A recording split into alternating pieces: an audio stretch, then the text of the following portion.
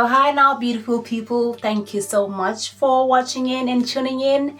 Today I'm going to be talking about friendship when you're living abroad.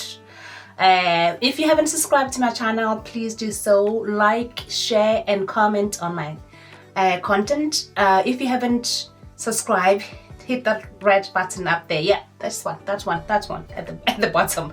But anyway, so I am bringing up this subject because I have just arrived from the UK.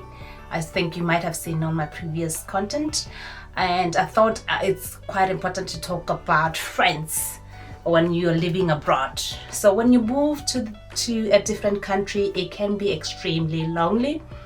It can be, you could be missing people from home. You could be missing your family, your friends. More importantly, friends can be part of family. So that can happen, that you're missing your friends abroad. So I'm going to be talking about having a circle of good friends when you're living abroad.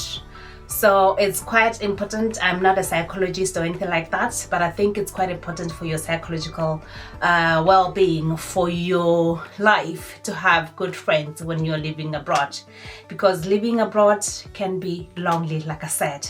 So anyway, first of all, when I arrived in Ireland, the first person who welcomed me was my friend. This friend, we've been friends for over more than 25 years, maybe 30 years, because we started being friends in primary school.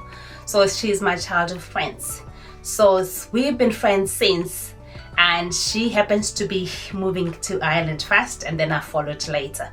So I'm gonna bring it up quite a lot because I feel like it's quite important to be friends, to make friends when you're abroad. So I'm not talking about sexual relationship friends or boyfriends or anything like that. I'm just talking about having a circle of good, well, it could be male or female circle of friends. For me, I would refer to my friends as girls, because I like hanging around with girls.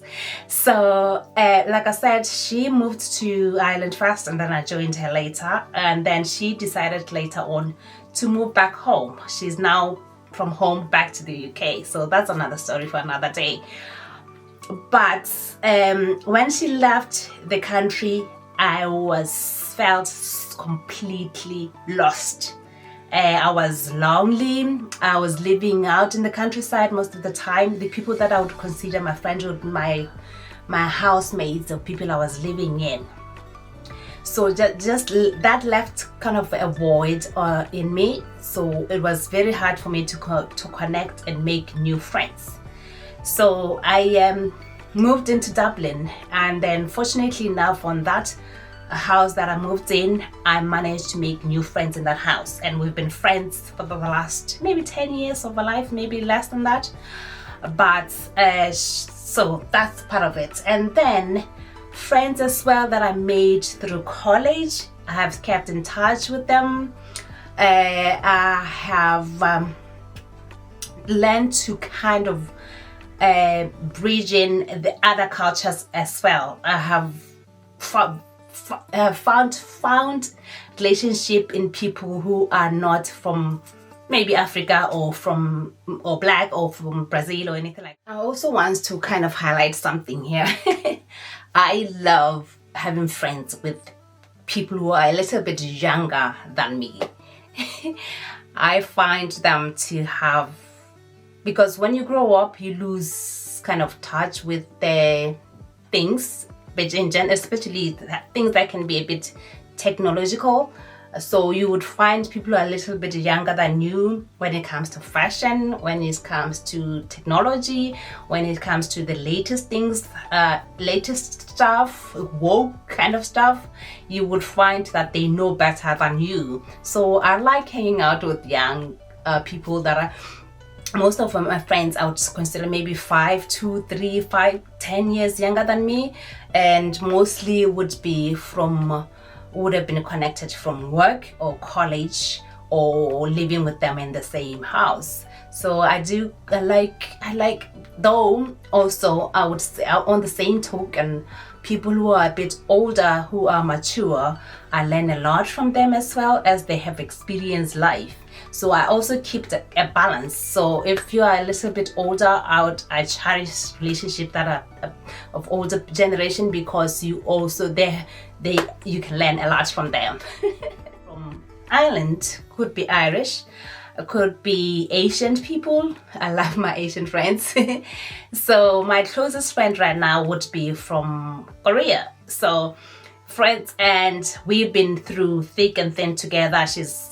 She is my best friend.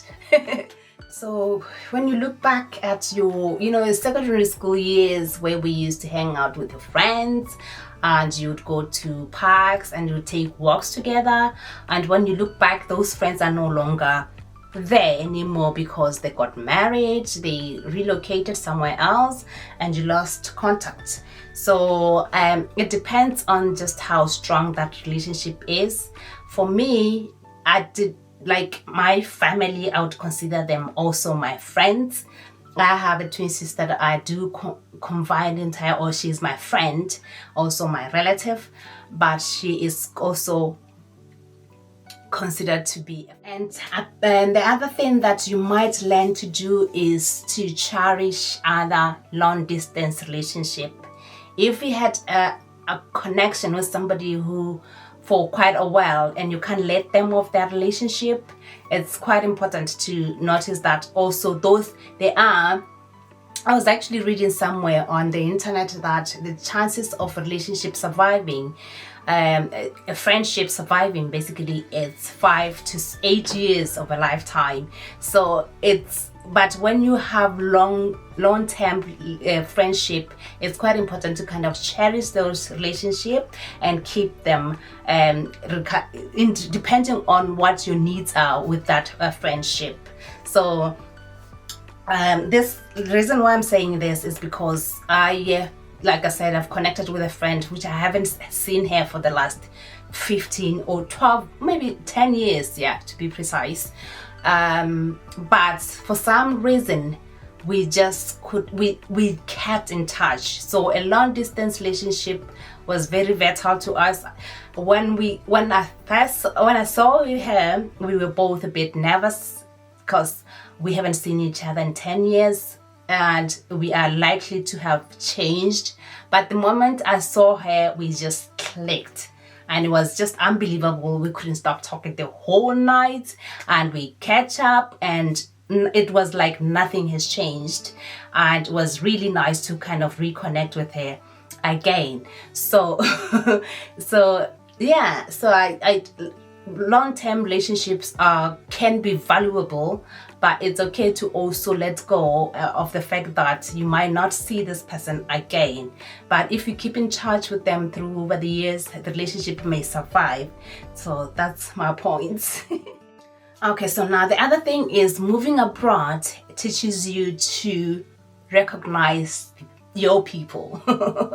You kind of try to assimilate yourself with people that you get along with, that understand your background, that understand why you are here. So meaning that it could be maybe students are in the same cycles. So we came here to study, our focus is to study. So when you are with your friends, they would understand that we are here to study and to work as well. So you kind of need to you would know who to call your friends because you have a few things in common. Okay, so what I'm going to discuss as well is when you move from abroad and you've left friends overseas, you are most likely to lose contact with those friends. It's bound to happen because people they move apart, people change their lifestyle, people get married, people have kids, and then your differences kind of you become a bit too different in that sense that you can't really relate too much with each other. But just keep in mind that when you move abroad, you are likely to miss your friends abroad. I mean, living that you have lost from your country. So just keep that in mind, that it can happen. I know social media would keep you in touch, but that connection will slowly, gradually decrease, because you're not physically able to see each other, hug each other. But it's good to keep them in touch on your social media platforms, but just keep in mind that it can happen that you actually lose contact with your friends because you have nothing much in common. And okay, so this is it. I think, like I said, if you haven't subscribed to my channel, thank you so much for watching.